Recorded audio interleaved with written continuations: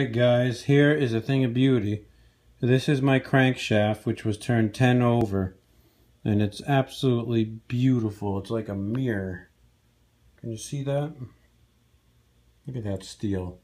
So the next step here is that we need to install our crankshaft here into the motor and then attach our rods to it. And you know, then after we put the crankshaft in, we need to put the timing gear on this end.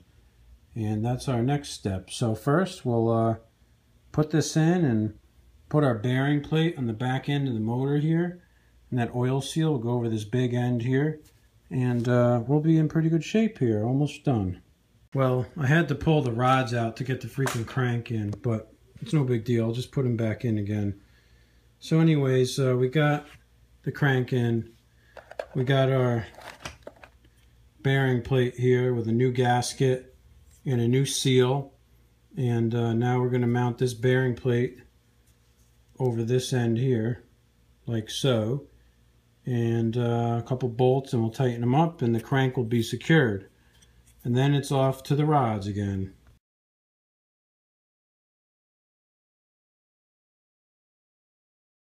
Alright guys, I got the crank gear. I had it in the oven at 350 degrees here for a few minutes, and we're going to try to get this thing on.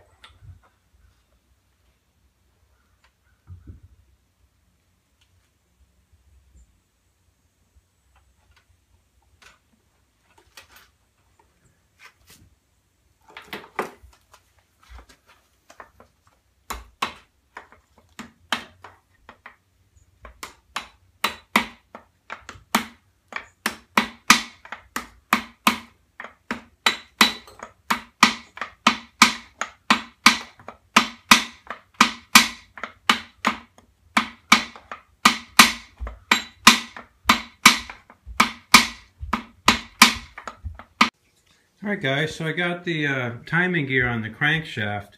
It worked out great heating it up in the oven. And what I was doing is I was just taking this old hammer handle and pounding it in. And I just couldn't get enough. So I had this old piece of a bearing here, and I put that over there. Then I had this 32mm socket here, and I just pounded that a couple times and got it right on. So we got our washer on there and our snap ring. And now what we've got to do is deal with our crankshaft end play. And according to the manual, we're supposed to have 6 to 12 thousandths of crankshaft end play. And I believe we've got more than that. So I'm going to hook up a dial indicator onto the crank here, and we're going to measure it. So let's check that out. Now here's what I've done. I've hooked up this dial indicator here onto the crank. And you gotta try to get it zeroed out. There we go, that's close enough. So what I'm gonna do is I'm gonna grab the crank and push it out that way. And we're gonna look at how far this goes. Now it shouldn't go more than 12. Look at that. It's going to about 27, 28 thousandths. So we'll pull it back again and we'll go to 0. So our crankshaft end play is way more than the 12 thousandths maximum.